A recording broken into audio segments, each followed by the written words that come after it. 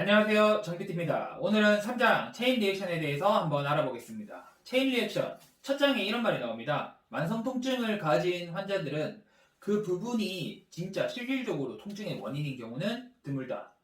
그리고 유사하게 그의 동료 카렐 레이시라는 선생님이 있습니다. 이런 유명하신 말을 하신 선생님이죠.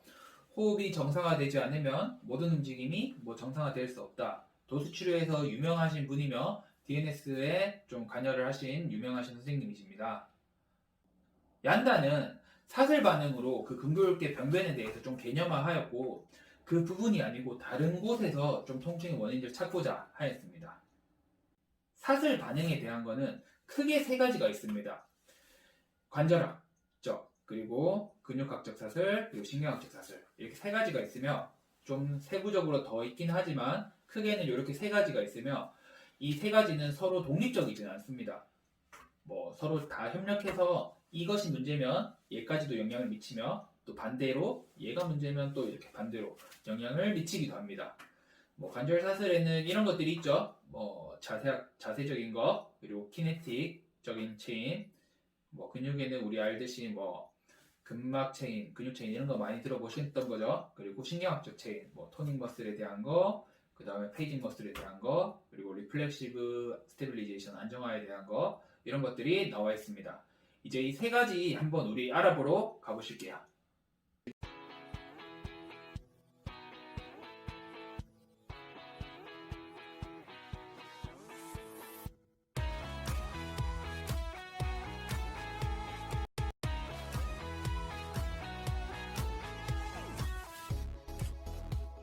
첫 번째, 관절 사슬입니다. 관절 사슬에는 구조적이 있고 기능적 자세 사슬이 있습니다.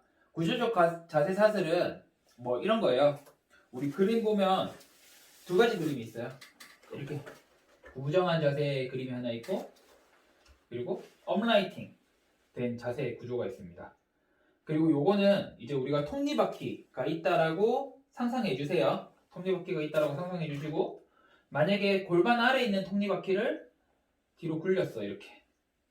그러면 우리 자세가 톱니바퀴가 돌아가면서 이러한 자세가 됩니다.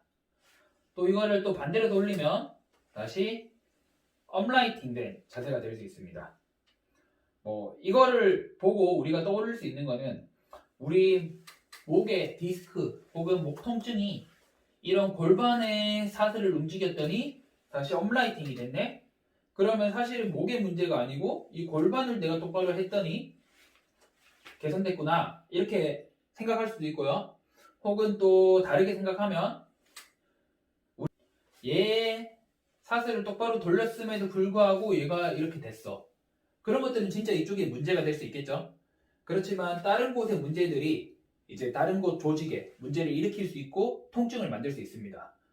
특히 척추에서 이것들은 좀 많이 일어난다고 해요. 그래서 척추에서 우리가 목, 등허리, 골반 이런 것들을 꼭 평가해야 될 것 중에 한 가지가 될 겁니다. 또한 구조적 관절 사슬에 있어서 갈비뼈는 중요 포인트 중에 한 가지가 됩니다. 이 갈비뼈는 우리 등에 직접적으로 붙어 있죠. 그렇기 때문에 이 갈비뼈의 위치 변화는 등에도 직접적으로 영향을 미칩니다. 우리가 안정화 근육이 약한 사람들은 숨을 마실 때 갈비뼈가 위로 들리는 보상작용을 하게 됩니다. 우리 갈비뼈에 횡격막이 붙어 있기 때문에 이 자세 안정화를 유지시켜 줍니다. 그리고 호흡도 담당하게 되죠. 근데 만약에 이런 자세 안정화 근육이 약해지게 되면 횡격막 자체도 문제가 생기는 거예요. 횡격막의 기능은 우리가 여러 가지 기능이 있다라고 말했는데 자세 안정화의 기능도 있으며 호흡의 기능도 있습니다. 이 호흡에 있어서 횡격막이 잘 사용되고 자세 안정화도 만들어줘야 됩니다. 근데 그렇지 못하면 우리가 부호흡근을 많이 쓰게 됩니다. 신경학적으로도 이게 문제가 되는 거죠. 이제 부호흡근을 많이 사용하게 되면 부호흡근은 위쪽에 위치하고 있습니다. 이런 식으로 마실 때 갈비뼈가 들리는 위치로 가게 되면 갈비뼈는 상대적으로 포스테리어 틸팅 위치로 가게 되죠. 그러면 또 상대적으로 흉추에서 봤을 때는 흉추에서는 엔테리어 틸팅 위치로 가게 됩니다. 이거에 계속된 문제들은 우리 소라식과 립 사이에 관절에 어떠한 문제를 일으키기도 하며 또 뒤쪽에 있는 흉요추, 근막에도 어떠한 문제들을 일으키기도 합니다. 또 한 가지는 우리가 리케이지 자체가 위로 들려있는 위치로 고정되어 있다 보니까 리케이지 사이에도 문제가 일어나게 됩니다. 정상적이라면 숨 마실 때 횡격막이 내려가면서 갈비뼈는 벌어져야 되겠죠? 특히 어느 방향? 라테랄 도잘 방향으로 벌어집니다. 이렇게 정상호흡이 일어나게 되는데 이런 정상호흡의 문제 자체도 뭐 이러한 문제들을 만들 수 있는 포인트 중에 한 가지가 되겠죠. 우리는 그래서 자세적 평가를 할 때 이런 리케이지적인 평가 그리고 척추의 위치에 대한 평가 이런 것들도 고려해야 될 상황입니다. 이러한 부분들은 특히 횡격막이 위에 있는 위치 그리고 갈비뼈가 들려있는 위치 그리고 흉추에서의 위치 이런 것들은 호흡 패턴의 개선도 필요한 부분이겠죠. 그리고 또 이러한 호흡 패턴의 개선들이 이러한 부분들이 다시 안 생기도록 만들 수도 있습니다. 또 아까 앞서 언급을 하긴 했지만 또 관절학적이랑 신경학적이랑 이런 체인들도 연관성이 같이 있습니다. 이 호흡 패턴을 개선하지 않고서는 또 이런 구조적인 것들이 문제가 생길 수 있어요. 그렇기 때문에 이 자세 교정을 할 때 이 갈비뼈 사이 근막 체크해 주세요.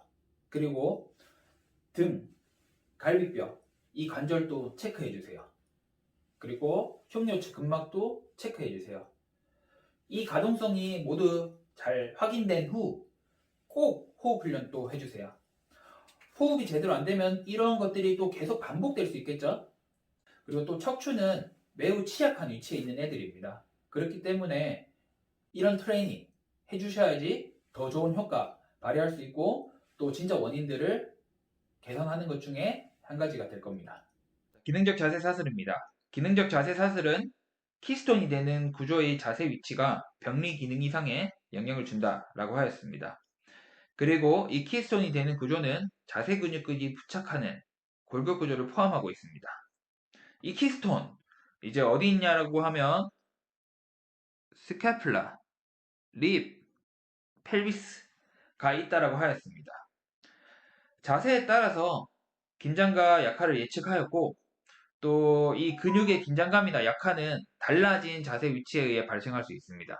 이 자세를 보면 달라진 위치에 따라서 이런 긴장감이나 약화를 예측도 할 수 있고 발생할 수 있다라고도 하였고 또 이 위치는 자세 평가의 실마리가 될 수 있습니다. 그림이나 예를 보면 뭐 이런 것들이 있겠죠. 펠비스에서 이런 C에 있는 그림들은 힙 플렉서가 좀 더 긴장할 수 있는 위치로 예측될 수 있겠죠.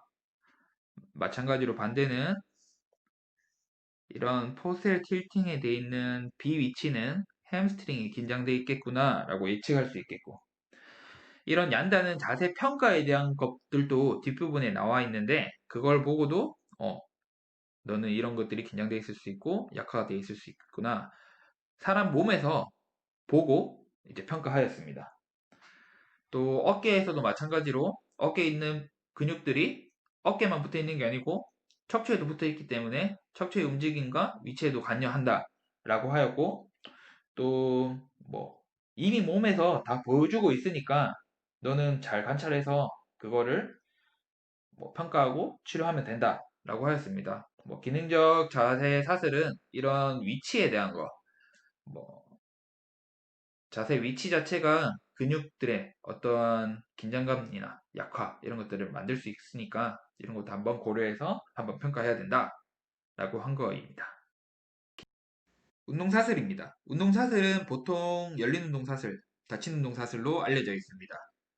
열린 운동사슬 OKC, 닫힌 운동사슬 CKC 또 이러한 운동사슬은 책에서는 보행평가와 같이 생체역학적 평가를 통해서 쉽게 확인할 수 있다라고 하였습니다. 뭐 다른 평가도 많습니다. 뭐 보행 동안 하지는 의례적이고 보상적 운동이 나타난다라고 하였고 뭐 예로 이런 그림 봤었죠? 밑에 있는 그림인데 푸시 프로네이션 되고 티비아가 인터널 로테이션 되고 또 그러니까 또 발구스 포스 이렇게 발구스가 나타나게 되고 힙에서 또 인터널 로테이션 일어나게 되고 이러한 보상작용이 일어나게 되는 거고 나비쿨라에서도 봤을 때 또 티비아 나비쿨라가 드랍됐을 때 티비아가 엔테리어로 오게 되고 또 이것이 또 니에서 하이퍼 익스텐션을 만들게 되고 또 무릎도 손상을 일으키게 되고 이런 것들이 이제 패턴이나 보상으로 일어났습니다. 보행 동안 이제 이것은 몸에 전반적으로 걸쳐서 나타나게 되는데요. 특히 저는 이제 CKC에서 이런 것들의 평가가 필요하다고 생각됩니다. 그 이유가 뒤에 잠깐 가게 되면 이제 CKC에서 근육의 작용이 좀 달라지게 됩니다. 예를 들어 바이셉스 같은 경우로 예를 들면 처음에는 우리 근육 수축 방향이 이렇게 된다 라고 하지만 옆쪽에 있는 그림을 보면 밑에가 고정점으로 바뀌어 버리면 몸이 이렇게 딸려오는 방향으로 근육인 작용이 바뀌게 되겠죠. 뭐 다른 용어로 뭐 펑턴 픽스, 펑턴 모바일 이렇게 얘기하기도 하는데 일단은 이런 근육 작용이 바뀌게 됩니다. 이게 보행에서 한번 우리가 알아보게 되면 처음에 우리가 발을 디딜 때는 이렇게 오게 되겠죠. 도지플렉션으로. 하지만 발이 디뎌진다 라고 했을 때는 근육의 작용이 이렇게 반대로 오게 됩니다. 도지플렉서 머슬들이 이제 티비아를 끌고 오는 반대되는 위치로 내게 되겠죠. 또 이것들은 또 피머를 끌고 오는 얘까지 고정되게 되면 피머가 끌려오는 위치가 되게 될 거고 또 그 이후로 넘어가게 되면 펠비스를 또 끌고 오게 될 겁니다. 이런 식으로 몸 전반적으로 영향을 미칠 수 있고 이것이 또 측만증의 원인이 또 될 수도 있고 혹은 척추의 질환의 병리의 원인이 될 수 있습니다. 그렇기 때문에 CKC 평가가 저는 중요하다고 생각하고 뭐 DNS라는 학문에서는 뭐 내발기기로 뭐 걷는 평가도 하기도 하고 아니면 진짜 서서 걷는 평가도 하고 있고 뭐 슬링에서는 또 슬링을 이용해서 이제 CKC 평가를 또 진행하게 되죠. 그리고 또 약해진 연결고리를 다시 연결하게 되는데 일단은 다시 뒤로 돌아가서 보게 되면 이런 키네틱 체인이 다른 부위에 영향을 미칠 수 있습니다. 그래서 우리가 해야 될 거는 이 끊어진 연결고리를 잘 찾아서 연결시켜 주는 게 중요합니다.